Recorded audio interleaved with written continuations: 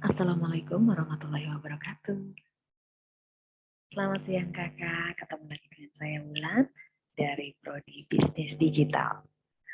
Siang hari ini kita akan membahas mengenai ayat jurnal penyesuaian dari mata kuliah pengantar akuntansi. Oke, sebelum kita mulai, kita akan bahas dulu apa yang dimaksud dengan jurnal penyesuaian. Jurnal penyesuaian adalah buku akuntansi yang disusun untuk menyesuaikan saldo pada neraca saldo ketika tiba akhir periode akuntansi. Kapan periode akhir akuntansi? Itu tanggal 31 Desember di tahun tersebut ya. Nah, ini nantinya neracanya akan menampilkan saldo yang aktual, yaitu saldo yang sesuai dengan jumlah aslinya. Apa yang dimaksud dengan ayat jurnal penyesuaian atau AJP? Itu adalah beberapa penyesuaian dari proses pembuatan jurnal dalam siklus akuntansi, dan hal ini diperlukan jika pembuatan neraca saldo sudah selesai. Jadi kalau kita sudah membuat neraca saldo, kemudian di akhir periode akuntansi itu ada beberapa jurnal yang belum masuk ke dalam neraca saldo, maka harus disesuaikan. Agar apa? Agar sesuai dengan jumlah aslinya. Contoh, biasanya yang banyak itu adalah sewa. Contoh kita punya sewa, kalau kita sudah bayar sewa ya, kita sudah bayar sewa untuk 2 tahun. Tetapi kita ternyata hanya baru menggunakan 3 bulan. Atau kita baru menggunakannya selama 6 bulan. Atau mungkin kita baru menggunakannya selama 1 tahun. Padahal kita sudah bayar untuk 2 tahun. Maka itu nanti harus disesuaikan di dalam jurnal atau ayat jurnal penyesuaian. Biar apa? Karena berarti beban yang kita akui di tahun ini ya hanya apa yang sudah kita nikmati.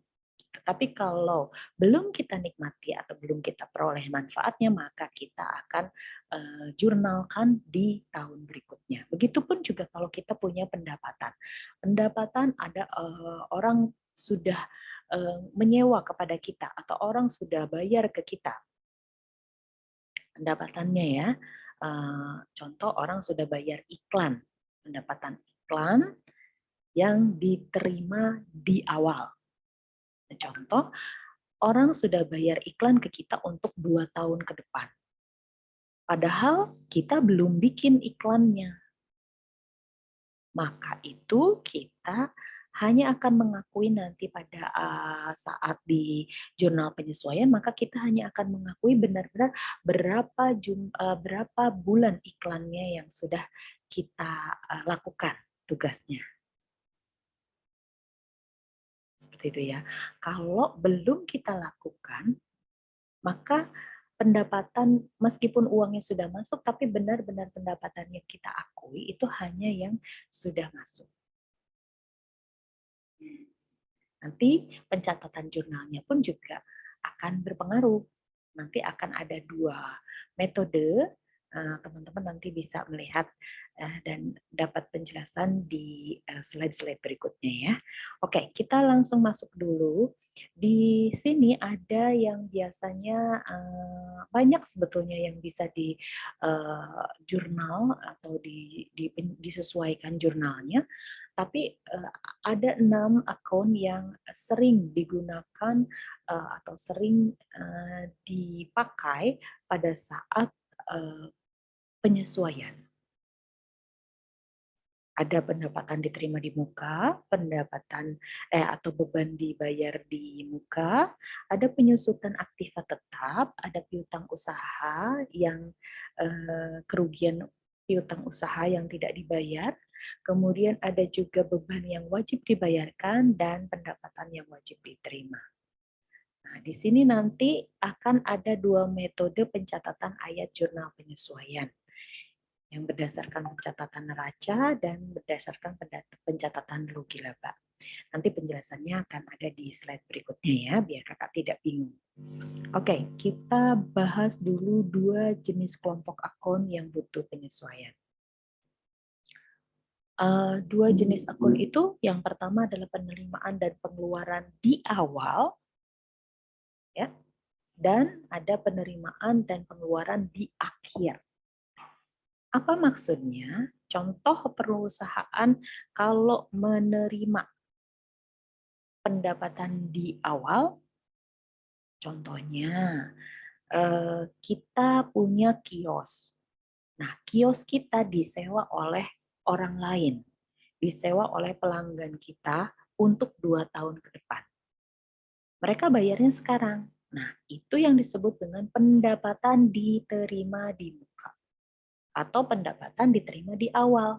Kita sudah dapat duitnya, orang lain nyewa kios kita selama 2 tahun ke depan, tapi mereka belum dapat manfaatnya, belum dapat kiosnya. Atau kalau kita punya jasa perbaikan, contoh seperti itu ya. Jasa perbaikan, orang lain sudah bayar ke kita, totalannya, jasanya, dan segala macamnya. Kemudian kita belum melakukan perbaikannya. Nah, berarti kita utang. Nah, ini disebut dengan pendapatan diterima di muka. Kebayang ya? Nah, kemudian yang contoh kedua adalah beban dibayar di muka. Kalau tadi itu kan penerimaan, kita menerima. Kalau yang kedua ini pengeluaran, pengeluaran di muka atau di awal. Contohnya kebalikannya dengan yang tadi. Kita menyewa kios kepada orang lain, tapi kita lunasin sekarang untuk 2 tahun ke depan. Beda ya, kalau yang tadi kita nerima, kita ceritanya pemilik. Nah, kalau yang sekarang kita yang menyewa. Kalau kita yang menyewa, maka itu namanya beban dibayar di muka. Bebannya yang untuk tahun-tahun depan, tapi kita bayar di awal. Itu namanya beban dibayar di muka. Yang dimaksud dengan beban dibayar di muka itu biasanya ada asuransi dibayar di muka, sewa dibayar di muka, iklan dibayar di muka, pokoknya apa-apa yang dibayar di muka. Nah, ini kan ceritanya kita seperti punya deposit. Kalau yang tadi kita ceritanya seperti punya utang kepada orang lain. Karena orang lain udah bayar, tapi mereka belum terima manfaatnya. Kalau ini kebalikannya, kita sudah bayar, karena kita sudah mengeluarkan, orang lain itu belum ngasih ke kita. Berarti kita kayak seolah-olah punya deposit nih. Seolah-olah kita punya harta. Nah, ini kalau kita mengakui itu sebagai hutang atau aset atau harta, maka itu pendekatan yang kita gunakan adalah pendekatan neraca. Kalau kita nanti mengakui itu sebagai modal, sebagai bukan modal, tapi sebagai pendapatan ataupun beban, maka kita itu menggunakan pendekatan laba rugi. Nah, untuk jelasnya nanti akan kita bahas di slide-slide berikutnya ya. Tapi sebelumnya saya akan membahas dulu mengenai penerimaan atau pengeluaran di akhir. Kalau yang tadi kan penerimaan dan pengeluaran di awal. Kalau yang ini, yang jenis kedua adalah penerimaan atau pengeluaran di akhir. Penerimaan atau pengeluaran di akhir itu contohnya seperti piutang pendapatan atau accrued piutang. Yang gimana, Bu? Itu contohnya adalah seperti kita jasa pengacara. Jasa pengacara itu kan konsultasi, konsultasi, konsultasi, kemudian tagihannya di akhir. Jadi piutang, piutang, accrued, piutang pendapatan. Belum dibayar, tapi sudah dilakukan. Jadi dia punya piutang pendapatan. Oke? Kebayang ya?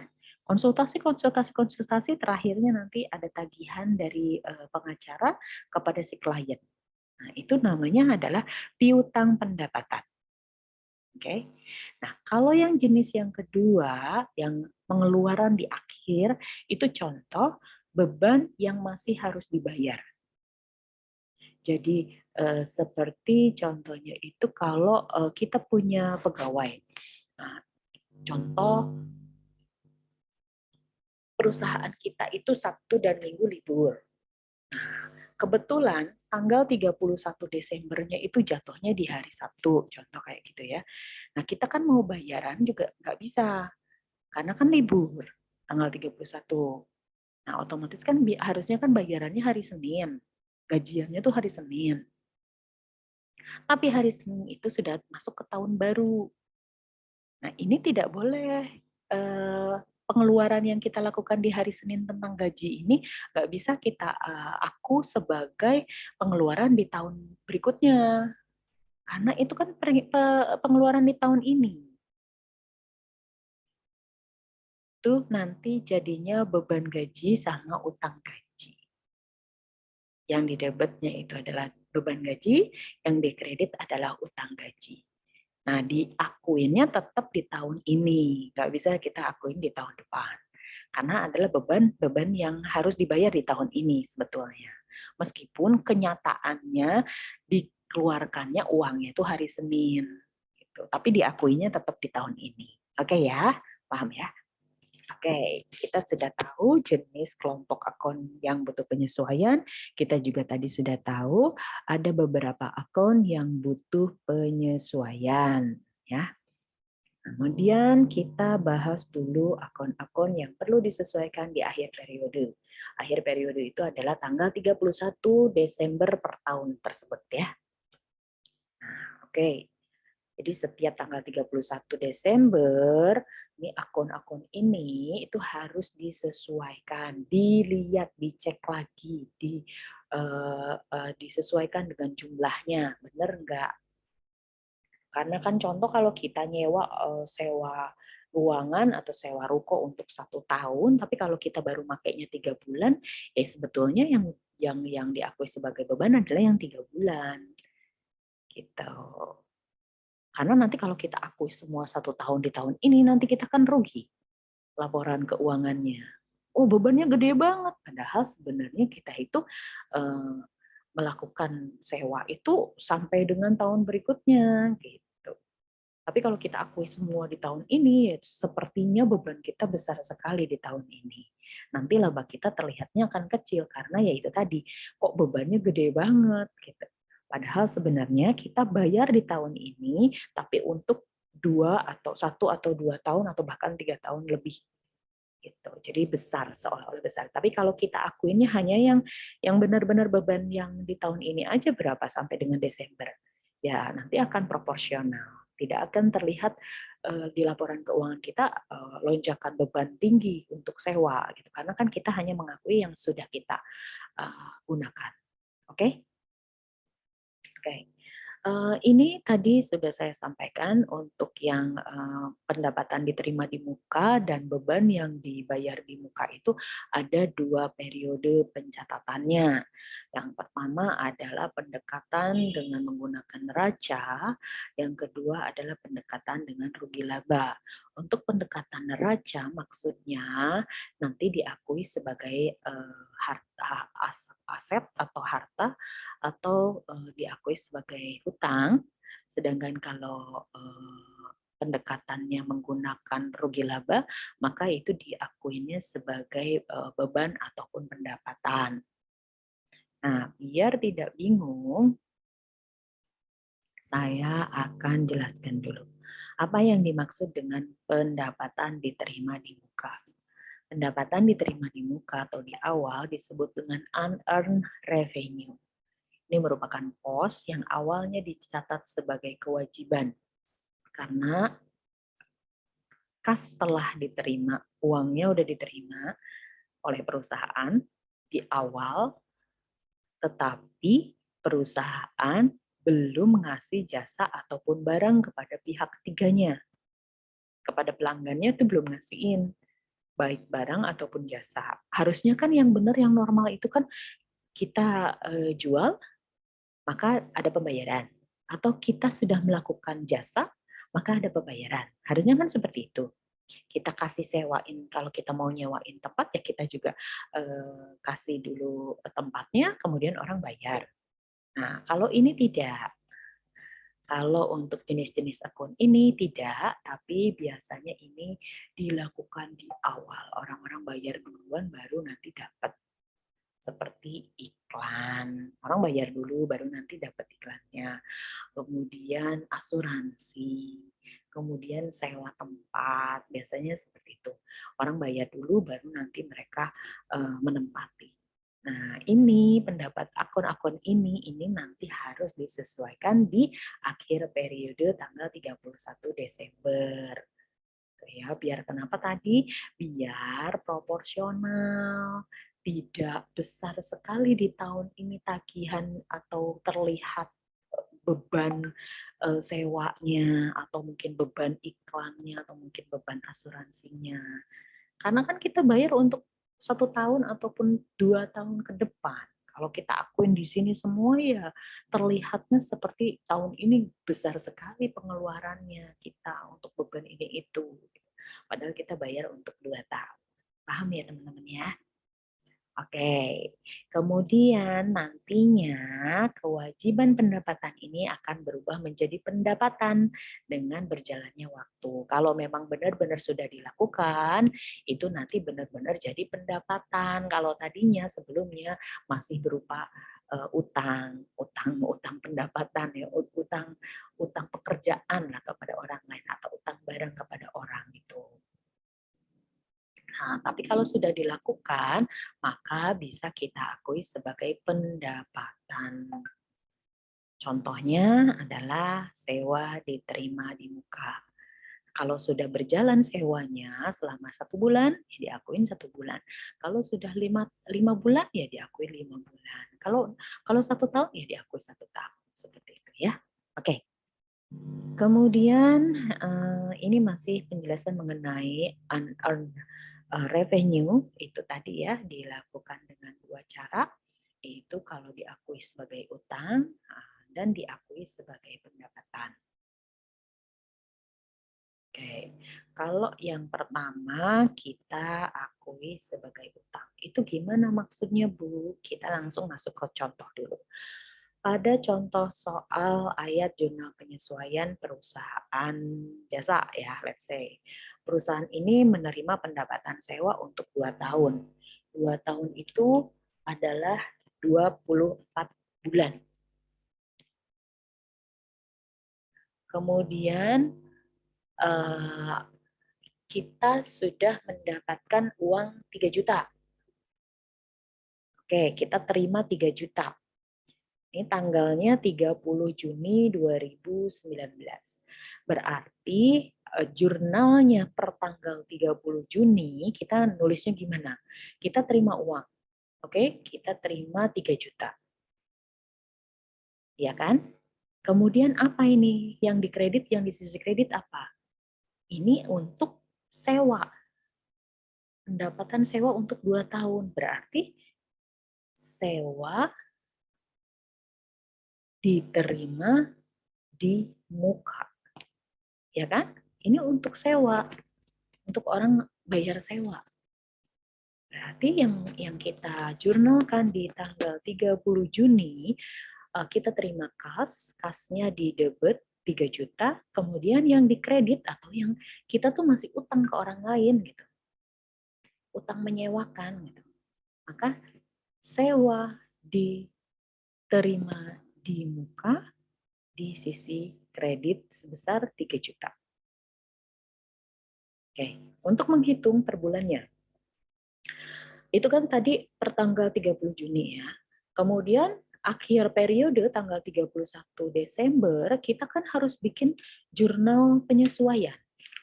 Lah orang lain bayarnya untuk 2 tahun, masa kita akuin semua di tahun ini? Ya nggak bisa. Ini kan untuk 2 tahun. Maka yang diakui oleh kita itu hanya yang benar-benar kita sudah menjadi hak kita. Berapa bulan? Dari Juni. Oke, kita lihat Juninya tanggal berapa. Juni kalau tanggal 30 ya sudah habis. Berarti per Juli kita hitung. Juli, Agustus, September, Oktober, November, Desember. Ada berapa? 6 bulan. Paham ya 6 bulan dari mana? 6 bulan itu dari Juli sampai Desember 2019. Kenapa sampai Desember? Karena akhir periode itu tutup tahunnya per Desember. Jadi setiap Desember itu kita harus sesuaikan buat akun-akun atau ayat-ayat jurnal penyesuaian. Untuk akun-akun yang memang harus disesuaikan. Ada 6 tadi ya. Ada pendapatan yang diterima di muka, ada beban yang dibayar di muka, kemudian ada penyusutan akun ini apa namanya? Aktiva, penyusutan kendaraan, penyusutan mesin, kemudian ada juga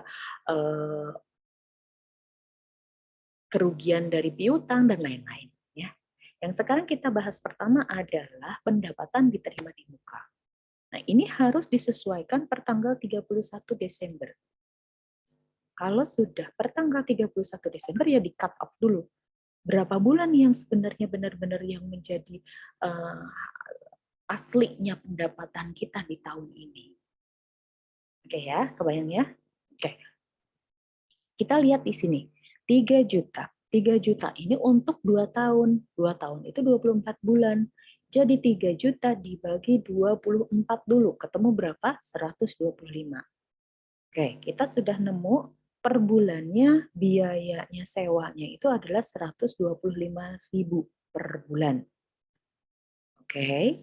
Kemudian yang benar-benar menjadi hak kita. Kita tadi lihat dari bulan Juni tapi Juninya sudah akhir berarti per Juli ya. Juli, Agustus, September, Oktober, November itu ada 6 bulan.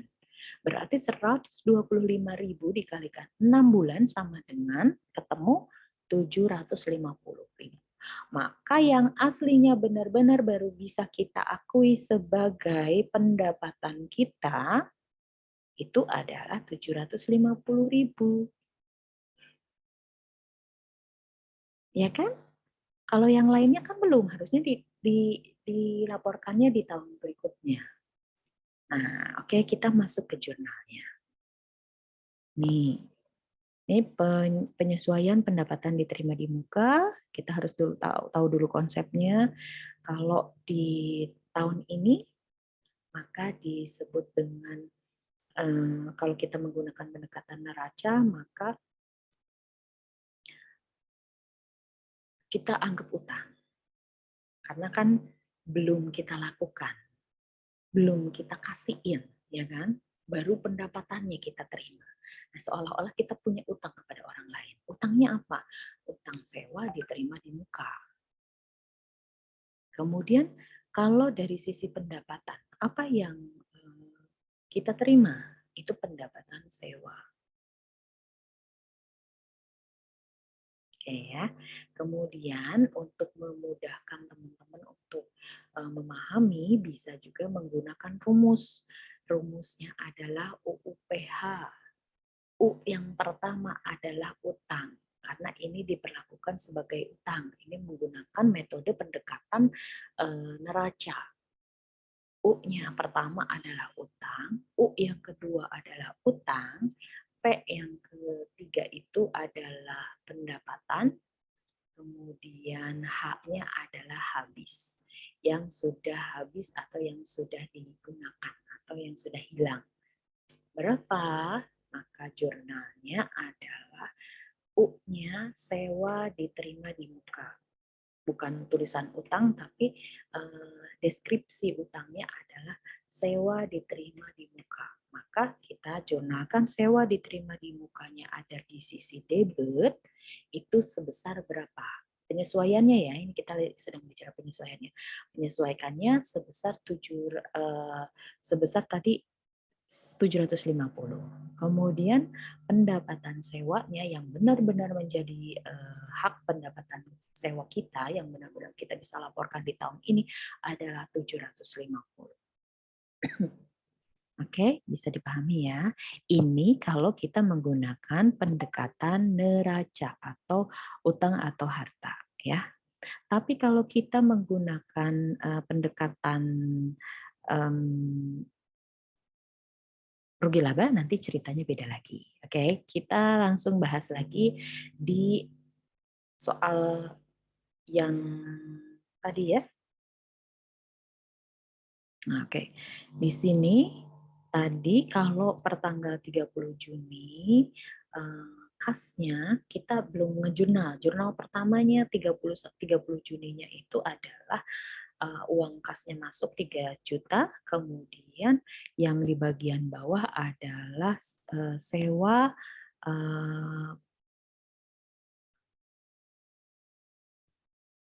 ya, uang sewa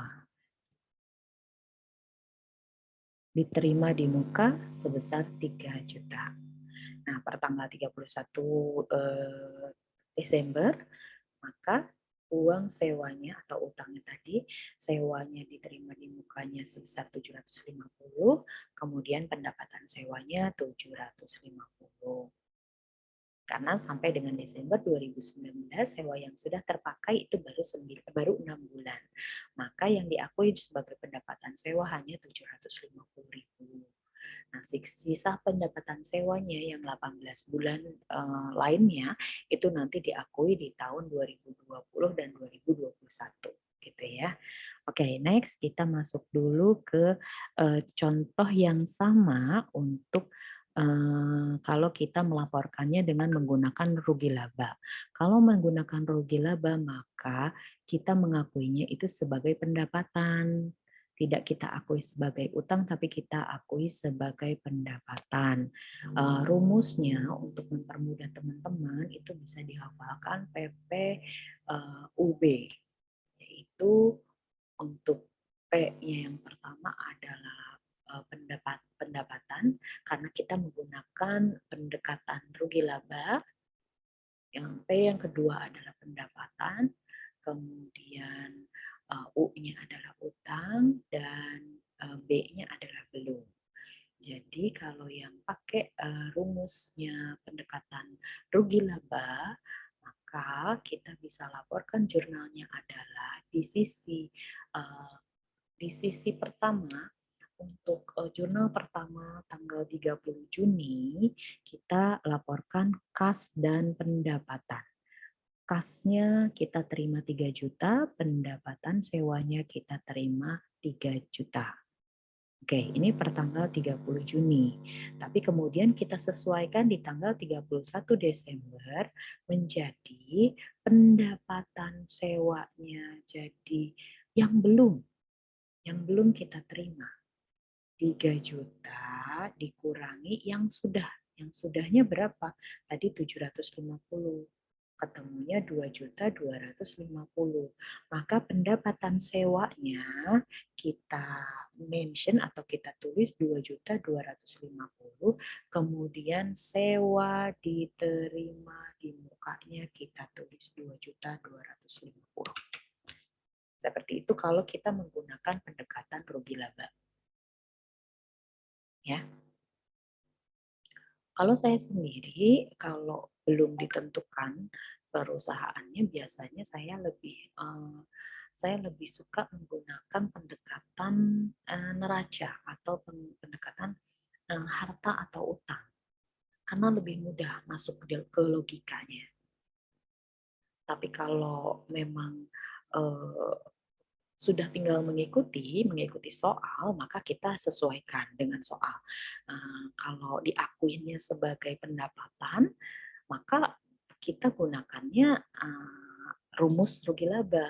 Tapi kalau diakuinya sebagai utang, si sewa diterima, pendapatan dibayar di muka ini, kita ternyata di dalam jurnal awalnya itu diakui sebagai utang, maka ya kita gunakan pendekatan pakai neraca.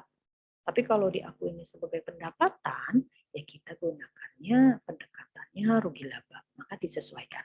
Tapi kalau boleh memilih, saya tidak ada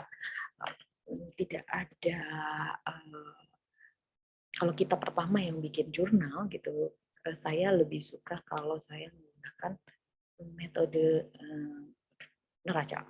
Jadi lebih mudah di logika. Oke ya.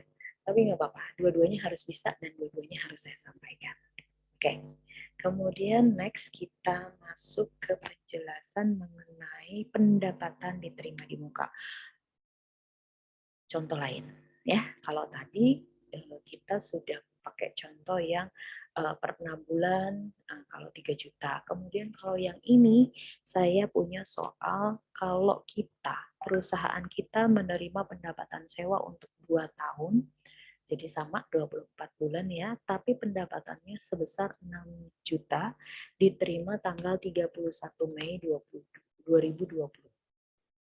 Oke, kita lihat dulu di sini 31 Mei. Kalau 31 Mei berarti kan sudah habis bulan Mei. Berarti ini nanti berlakunya untuk bulan apa saja? Juni, Juli, Agustus, September, Oktober, November, Desember. Berapa bulan? 7 bulan. Kenapa sampai Desember? Karena akhir periode. Setiap akhir periode disesuaikan. Bu, kalau cuma 1 bulan kita ada bayarannya per bulan November gimana, Bu? Ya nggak masalah. Kalau orang ini melakukan pembayarannya di bulan November, ya kita akuinya hanya bulan November, 1 bulan. November, Desember ya. Kalau bayarnya November akhir berarti kan per Desember, 1 bulan. Kalau November awal gimana, Bu? 2 bulan. Orang ini melakukan pembayaran untuk 2 bulan. Gitu ya, paham ya? Oke, di sini kita lihat per 31 Mei 2020. Berarti ini nanti berlakunya Juni, Juli, Agustus, September, Oktober, November, Desember, 7 bulan. Oke, kita hitung dulu. 6 juta dibagi 24 ketemu 250 per bulan. Nah, kepakainya atau yang benar-benar dipakai sama orang lain itu berapa bulan? 7 bulan. Jadi 250 dikalikan 7 sama dengan 1.750.000. Ya kan? Yang belum terpakainya berapa? Yang belum terpakainya 6 juta dikurangi 1.750 sama dengan 4.250. Kalau kita menggunakan pendekatan neraca atau utang dan harta, maka kita hanya fokus ke yang sudah digunakan. Ke yang sudah digunakan, kita menggunakan rumus yang pertama, yaitu UUPH. Kalau kita pakai pendekatan utang atau neraca, maka yang di atas, yang di debit adalah utang. Utangnya apa? Sewa diterima di muka di sisi debit. Kemudian yang di bagian kreditnya adalah pendapatan sewa. Berapa yang kita cantumkan yang sudah habis atau yang sudah digunakan? Berarti 750. Maka jurnalnya adalah seperti itu. Kalau kita menggunakan pendekatan utang atau neraca. Tapi kalau kita memperlakukan itu sebagai pendapatan, maka jurnalnya adalah PPUB. P-nya adalah pendapatan atau rugi laba ya metodenya. Kemudian P kedua adalah pendapatan, U-nya adalah utang, B-nya adalah yang belum. Jadi apa? Kita mengakuinya sebagai pendapatan yang akan kita terima itu adalah P pendapatan jasa ya, pendapatan pendapatan sewa sebesar 6 juta dikurangi 1.750 sama dengan 4.250. Nah ini ya, kita pendapatan sewanya 4.250. Kemudian yang kita utangkan apa? Yang kita belum lakukan adalah apa? Sewa. Sewa diterima di muka sebesar 4.250. Oke, semoga paham ya. Kalau ada yang belum paham, silakan ditanyakan biar nanti teman-teman tidak tambah bingung. semakin kita nanti masuk ke materi selanjutnya, nanti teman-teman akan semakin bingung kalau materi yang ini belum ketemu logikanya. Ya, monggo silakan kalau ada pertanyaan boleh WA ke saya, Japri, ataupun WA di grup, di WhatsApp grup, jadi nanti kita bisa diskusi bareng. Kemudian kalau memang itu diperlukan ada kelas tambahan, monggo silakan si Pen menghubungi saya, kita akan tambahkan di kelas tambahan. Ya, karena saya harus memastikan benar-benar teman-teman ini paham. Oke. Kalau belum ada pertanyaan, saya akan lanjut dulu ke akun yang kedua yang biasanya disesuaikan di akhir periode, yaitu beban dibayar di awal. Kalau tadi kita menerima pendapatan diterima di muka, kita menerima duluan uangnya.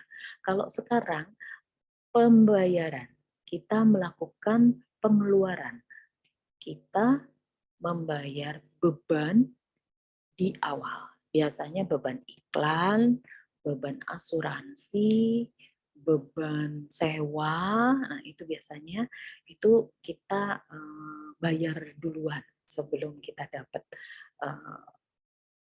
barangnya ataupun jasanya. Ya, oke. Kita contoh ambil beban iklan deh ya kalau gitu ya. Atau mungkin kita beban sewa deh biar sama, bedanya sama yang tadi apa gitu. Jadi biar terlihat ya. Oke. Kita bahas dulu beban yang dibayar di muka itu maksudnya adalah beban dibayar di muka deferred expense kalau bahasa Inggrisnya. Itu adalah akun yang awalnya dicatat sebagai aset karena telah dibayarkan, tetapi jasa atau barangnya belum kita terima. Jadi seolah-olah kita punya deposit. Kalau tadi kita kan seolah-olah kita punya utang. Utangnya namanya adalah sewa. Sewa yang kita terima di muka. Kita punya utang ke orang lain. Orang lain udah bayar sewanya tapi kita belum kasih.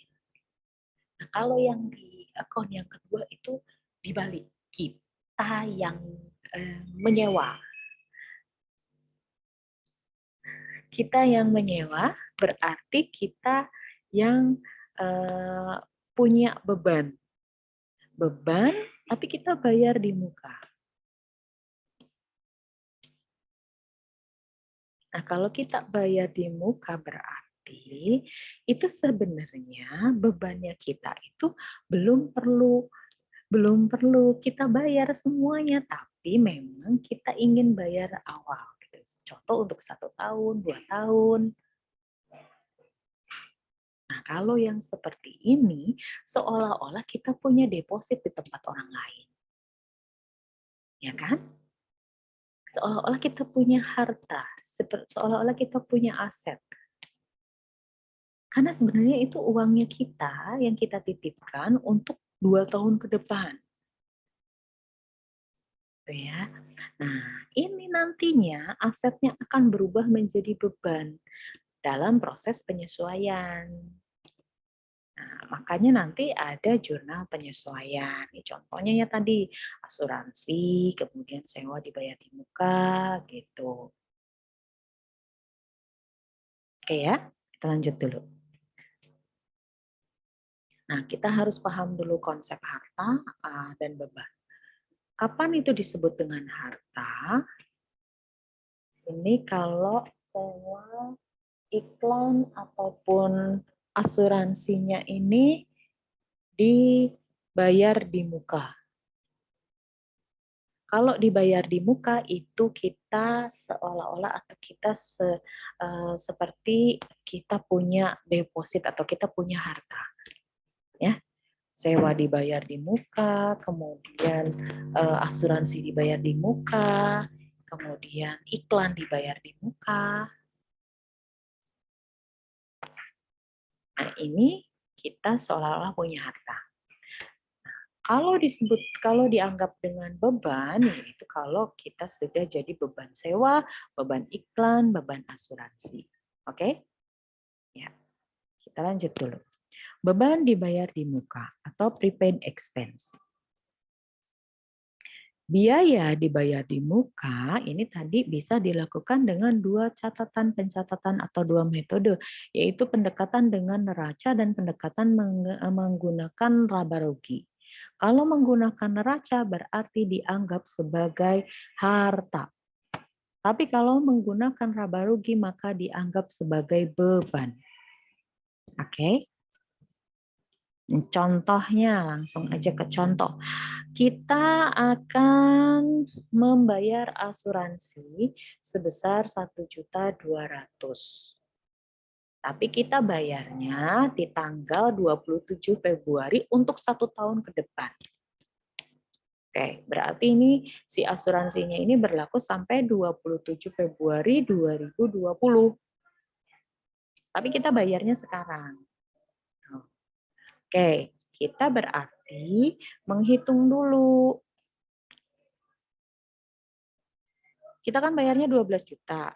Nah, 12 juta ini untuk berapa lama? Untuk 1 tahun. Berarti 12 juta dibagi 12 dulu sama dengan ketemu 100.000. Berarti per bulannya itu kita beban yang harus kita keluarkan untuk asuransi itu seharusnya 100.000. Oke? Sampai situ paham dulu ya. Oke, kemudian ini berlaku dari tanggal 27 Februari, kan habis ya Februari, berarti ini berlakunya dari bulan Maret. Maret, April, Mei, Juni, Juli, Agustus, September, Oktober, November. Oh maaf, kalau dari bulan Maret ini maka ketemunya adalah 10 bulan. Dan 10 bulan dikalikan 100.000 itu adalah 1 juta. Ya. Maaf ya, ini saya salah. Sampai sini paham dulu nggak? Paham ya dari mana 1 juta? 1 juta itu dari 100.000 dikalikan 10. 10 itu dari mana? Dari bulan Maret sampai Desember. Karena ini kan pembayarannya tanggal 27 Februari. Kalau sudah 27 kan berarti berlakunya Maret, April, Mei, Juni, Juli, Agustus, September, Oktober, November, Desember. 10. Ya. Oke, next dulu ya. Kemudian kita lihat di sini, kalau metode pencatatannya kita menggunakan pendekatan neraca, maka kita mengakui itu sebagai harta di jurnal penyesuaiannya. Maka kita akan pakai rumus biar mudah teman-teman bisa menggunakan rumus. Kalau yang beban dibayar di muka rumusnya HBHH. Kalau menggunakan pendekatan neraca, pendekatan harta. H pertama adalah harta, B-nya adalah beban, H-nya adalah harta, H terakhir adalah habis atau hilang. Maksudnya gimana? H pertama itu adalah harta. Kalau kita mengakui itu sebagai harta, maka pada saat tanggal 27 Februari, jurnalnya adalah kita membayar. Maka kalau kita membayar, kasnya adalah di kredit sebesar 1.200.000. Apanya yang didebet? Yang didebet adalah premi atau asuransi. Premi asuransi dibayar di muka sebesar 1.200.000. Kalau sudah diakui sebagai premi asuransi sebesar 1,2, maka pada saat penyesuaiannya kita akan menyesuaikannya menggunakan rumus HBHH. H pertama adalah harta, B pertama adalah beban. Beban iklan. Beban asuransi. Beban iklan apa asuransi sini? Sebentar.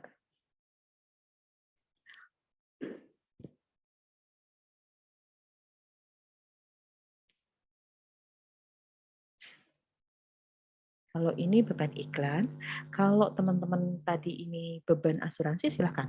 Kalau memang sudah beban asuransi maka tulisnya beban asuransi. Oke, yang di bawah adalah asuransi dibayar di muka. Sebesar berapa yang sudah hilang? Kita tadi sudah menghitung yang sudah hilangnya adalah 10 bulan. 10 dikalikan 100 sama dengan 10 juta. Maka yang ditulis adalah seperti ini. Biaya asuransinya 1 juta dan asuransi dibayar di mukanya sebesar 1 juta. Oke, paham ya? Ini yang jurnal pertama. Jurnal pertama tanggal 27 Februari. Kalau yang ini jurnal di tanggal 31 Desember 2019. Ini pada saat mau tutup buku tahun. Kalau yang ini pas pertama kali dilakukan pembayaran. Nah, ini disesuaikan. Karena kan yang benar-benar kita pakai asuransinya, bebannya asuransinya itu kan 1 juta di tahun ini. Nah, yang sisanya 200.000 sih gimana? Itu nanti diakuinnya di tahun 2020. Januari sama Februari di bulan berikutnya. Itu ya, oke? Oke. Kita next dulu kalau kita menggunakan pendekatan rugi laba, maka rumusnya adalah BHBP. B pertama adalah beban atau rugi laba. H-nya adalah harta, B-nya adalah beban, B yang terakhir adalah belum. Maksudnya nanti kita tulisnya sebagai beban hartanya dulu. H-nya apa? Hartanya adalah asuransi dibayar di muka sebesar yang belum, berarti 200.000. Kemudian B-nya adalah beban asuransi berapa? 200.000. Ini kalau teman-teman mau tetap menjurnal di tahun ini menggunakan laba rugi. Yang diakuinya bukan yang 1 juta, tapi yang 200.000. Kayak gitu ya, coba nih dilihat nih. Nih, asuransi dibayar di muka sebesar 200.000 dan biaya asuransinya adalah 200.000. Ini kalau kita menggunakan pendekatan rugi laba per tanggal 31 Desember 2019. Oke, itu nanti tergantung Bu, kapan kita menggunakan metodenya. Kalau kita bikin dari awal sendiri, itu tadi. Kalau saya sendiri, saya memilih menggunakan metode neraca atau pendekatan neraca. Jadi biar lebih mudah kita logikanya. Tapi kalau memang soalnya sudah seperti ini, ada kas dan biaya asuransi, maka kita menyesuaikan pada saat menjurnalnya. Kalau kita soalnya seperti ini ya kita nggak bisa pakai metode neraca. Kalau soalnya seperti ini maka kita menggunakan pendekatan biaya, yaitu pendekatan rugi laba. Ini tadi ini biaya asuransinya dilaporkannya 1.200.000, kemudian kasnya 1.200.000. Kalau kita menggunakan metode rugi laba ya, maka pada saat jurnal penyesuaiannya, maka di sini biaya asuransinya adalah yang belum digunakan. Tadi yang sudah dipakai berapa? 1 juta. Yang belum berapa? Biaya asuransinya 200. Kemudian biaya asuransi yang dibayar di muka adalah 200. Ini contoh lain untuk beban dibayar di muka, yaitu prepaid expense. Kalau perusahaan membayar premi asuransi di muka sebesar 2.400.000 untuk satu periode 1 tahun, kemudian dibayarkan tanggal 30 Maret 2020. Bagaimana cara jurnalnya? Pertama sama dulu ya, kita cek dulu 31 Maret. Berarti ini berlakunya April, Mei, Juni, Juli, Agustus, September, Oktober, November, Desember. Berapa bulan? 9 bulan. Kita sudah tahu di situ untuk berlaku sampai dengan 9 bulan. Kemudian kita cek di sini uangnya adalah sebesar 2.400.000 untuk satu periode. Berarti untuk 12 bulan. Berarti 2.400.000 dibagi 12. Maka ketemu setiap bulannya harus membayar 200.000 untuk asuransi. Oke. Kemudian kita cek tadi. Ini untuk berapa bulan di akhir periode sampai dengan Desember kita benar-benar makainya berapa bulan? Kita cuma pakai 9 bulan. Berarti 200.000 dikalikan 9 adalah 1.800.000. Berarti kalau kita pakai pendekatan neraca, maka rumusnya adalah tadi ya HBHH. Kalau menggunakan pendekatan neraca, H pertama adalah harta, B pertama adalah beban. Yang H ketiga adalah harta, yang H terakhir adalah hilang atau habis. Maka kalau menggunakan pendekatan neraca, yang pertama bagian sisi debitnya adalah B, beban, beban asuransi. Kemudian yang sisi kreditnya adalah H, harta. Jadi kalau ini asuransi yang dibayar di depan berarti asuransi dibayar di muka. Sebesar berapa? Yang sudah hilang, yang sudah terpakai. Yang sudah terpakai berapa tadi? 9 bulan. 9 bulan dikalikan 200.000, 1.800.000. Maka yang dilaporkan adalah biaya asuransi sebesar 1.800.000 dan di sisi kredit adalah asuransi dibayar di muka 1.800.000. Kalau kita menggunakan pendekatan neraca. Tapi kalau kita menggunakan pendekatan rugi laba, maka rumusnya adalah kita menggunakan rumus kalau menggunakan neraca adalah rugi laba adalah BHBB. B pertama adalah beban, H yang pertama adalah harta, B yang kedua adalah B yang ketiga adalah beban, B yang keempat adalah belum. Maka kita masukin aja tinggal ke dalam rumusnya itu. B yang pertama adalah beban yang dimaksud adalah rugi laba. Kemudian H, hartanya apa di sini? Yang di sini dimaksud hartanya adalah premi asuransi dibayar di muka. Oke, itu berapa? Yang dimasukin apa? Yang kalau pakai yang rumus yang kedua adalah yang belum. Maka tadi 2.400.000 dikurangi 1.800.000. Berarti yang belum kita terima atau yang belum kita nikmati itu berapa? 600. Maka ya sudah kita jurnalkan hartanya, di sisi hartanya itu asuransi diterima di muka sebanyak 600.000. Kemudian B yang ketiga adalah beban asuransinya adalah 600.000 juga. Gitu ya, kalau kita menggunakan pencatatan kabar rugi. Masih bingung? Kalau nggak bingung lanjut ya. Oke, kita masuk ke akun-akun yang disesuaikan di akhir periode tanggal 31 Desember tahun tersebut. Ini beserta catatannya. Ini kalau kita membahas mengenai jenis yang kedua, yaitu pemasukan atau pengeluaran di akhir. Contohnya adalah piutang pendapatan dan beban yang harus dibayar. Kalau ini lebih mudah, kita bisa langsung menghafalkan rumusnya atau jurnalnya saja, karena sama pasti seperti itu. Kalau piutang pendapatan,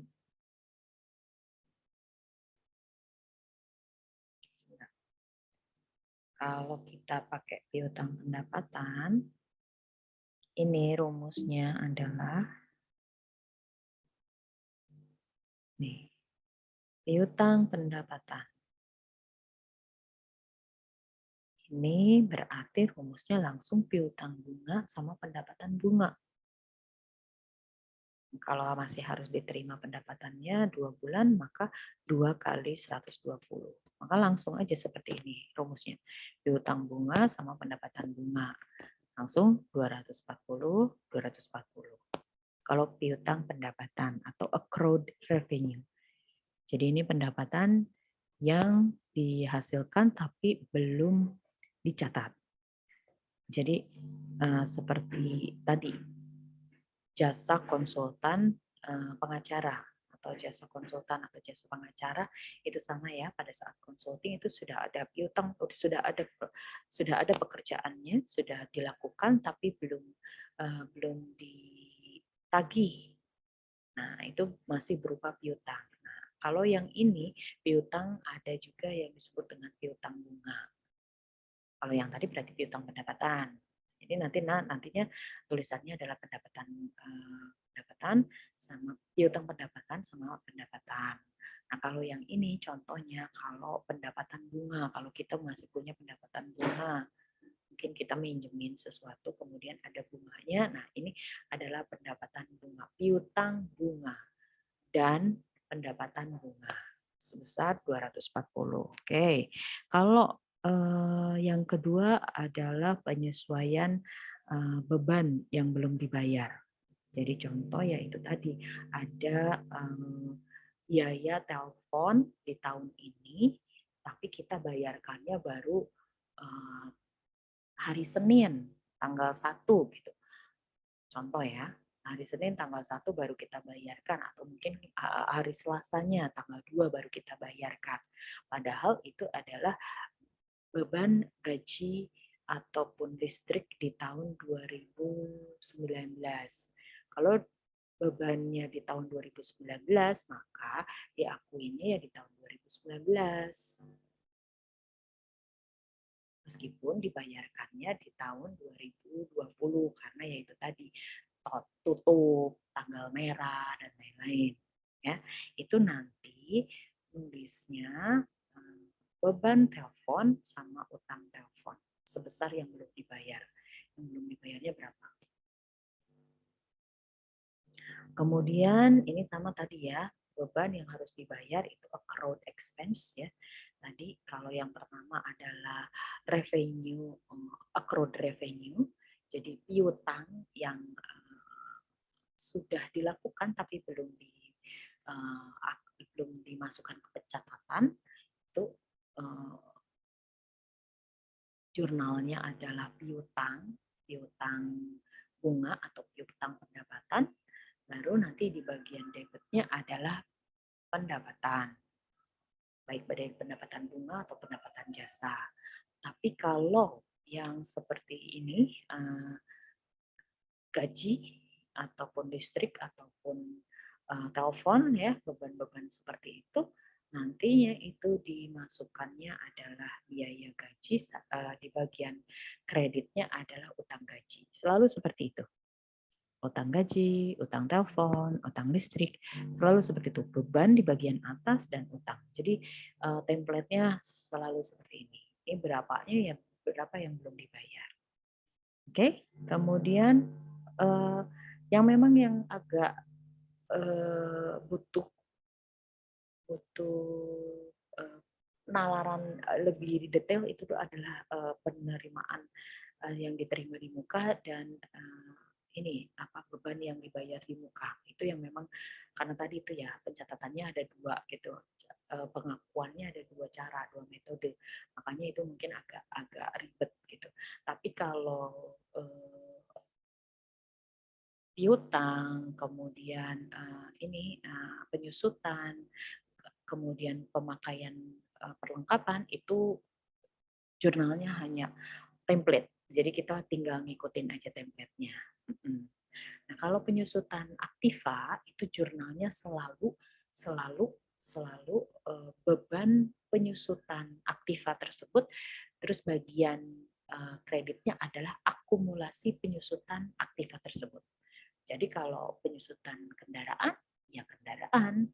Kalau penyusutan, kalau atasnya depresiasi, ya penyusutan itu depresiasi, biaya depresiasi atau biaya penyusutan gedung, ya bawahnya akumulasi biaya gedung.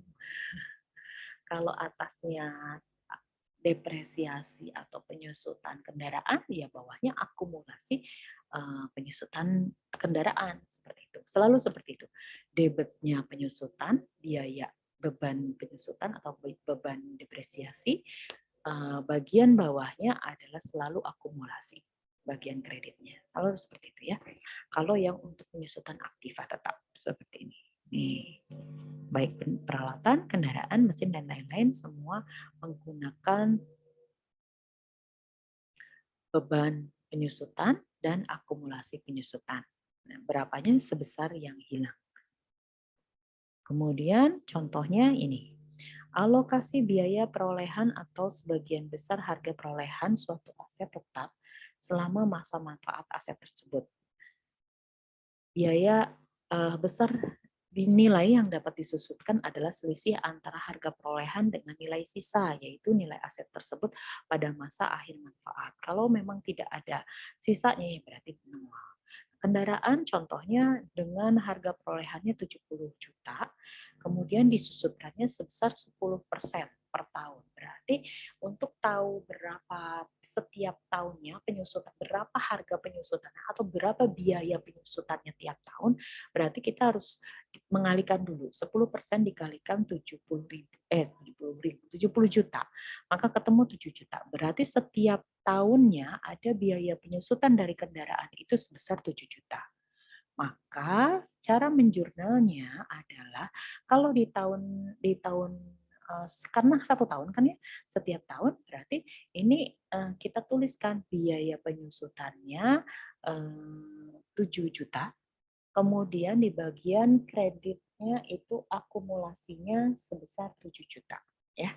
Oke, debit dan kredit harus sama. 7 juta. Oke, ini sama juga untuk contoh lain, kendaraan kantor seharga 150 juta. Usianya, usia ekonomisnya selama 10 tahun. Maka ini kalau tidak ada nilai residu pada waktu ekonomis, berarti kan 150 dibagi 10 tahun. Berarti setiap tahunnya adalah 15 juta. Ini sudah diketahui juga nih 10 tahun, 10% ya setiap tahun. Berarti tinggal 10% dikalikan 150 juta. Ketemunya 15 juta. Kemudian jurnalnya adalah di akhir periode ini apa namanya akuntansinya di tahun di tanggal 31 Desember 2000 ini berapa 2000 berapa 2019 lah let's say ya. 2020 kalau ini 2020, maka biaya penyusutan kendaraannya sebesar 15 juta dan di sisi kreditnya adalah akumulasi penyusutan kendaraannya sebesar 15 juta. Seperti itu ya. Selalu kalau penyusutan aset itu selalu biaya penyusutan dan akumulasi penyusutan. Biaya penyusutan atau depresiasi dan akumulasi ya. Selalu seperti itu. Oke, lebih mudah. Kemudian kalau yang berikutnya contohnya untuk yang disesuaikan adalah akun kerugian piutang. Ini bad debt. Ini memperlihatkan kerugian aktual atas piutang yang tidak tertagih. Beberapa kasus, kalau kita punya hutang, itu kan kadang-kadang kita tidak kembali ya. Nah, dalam perusahaan juga sama. Perusahaan juga sama. Kita punya piutang di tempat orang, tapi orang lain nggak melunasi. Nggak melunasi atau nggak bisa melunasi apapun itu yang pasti tidak bisa ditagih aja. Kalau tidak bisa ditagih, ini berarti masuk ke jurnal penyesuaian. Kalau kita punya piutang tapi orang lainnya tidak bisa melunasi, maka dijurnalkan di jurnal penyesuaian di akhir periode.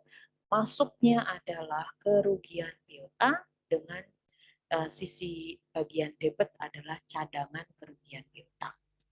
Kalau di sini sudah ada perkiraan yang tidak bisa ditagih adalah 10%, berarti tinggal dikalikan. 10% dikalikan saldo piutangnya berapa? 10% dikalikan 1 juta, ketemu 100.000, maka kerugian piutangnya adalah 100.000, dan di sisi debitnya itu adalah kerugian piutang 100.000, dan sisi kreditnya adalah cadangan kerugian piutang 100.000. Oke ya, ini juga selalu seperti ini. Nah, kemudian biaya pemakaian perlengkapan, use of equipment. Ini biaya perlengkapan selalu jurnalnya tulisannya adalah biaya perlengkapan di bagian atas ya, biaya pemakaian, biaya pemakaian perlengkapan. Nah, yang bagian sisi debitnya itu bisa ditulis cadangan perlengkapan atau cukup perlengkapan saja. Oke. Nah, kalau yang ini saldo perlengkapan awal tahunnya berapa, kemudian sisanya berapa. Nah, kemudian kita bisa tahu yang kepakainya berapa. Jadi dikurangi. Jadi 1 juta contoh awal tahun, kemudian akhir tahunnya itu ketahuan tinggal sisa 800. Berarti kita tinggal hitung 1 juta dikurangi 800 sama dengan 200. Maka beban pemakaian perlengkapannya itu sebesar 200. Yang berkurangnya itu 200, yang hilangnya 200. Kemudian di sisi bagian bawah perlengkapannya 200. Jadi nanti kan perlengkapannya tinggal 800 saja. Karena kan awalnya dari 1 juta digunakan 200, nanti sisanya 800. Ya, oke? Ya, begitu teman-teman. Sama ya, kalau perlengkapan selalu beban perlengkapan kantor, beban perlengkapan toko, beban perlengkapan apapun itu. Kemudian bagian bawahnya adalah perlengkapan kantor atau cadangan perlengkapan kantor. Ya, sebesar yang hilang. Selalu seperti itu. Oke teman-teman, begitu aja penjelasan dari saya. Nanti kita akan masuk ke dalam contoh soal ya. Nanti kita akan masuk ke contoh soal, tapi saya tutup dulu agar teman-teman bisa menyimak dulu teorinya seperti apa, kemudian nanti kita akan masuk ke latihan. Oke, terima kasih. Wassalamualaikum warahmatullahi wabarakatuh. Nanti latihannya kita mulai di part yang kedua ya.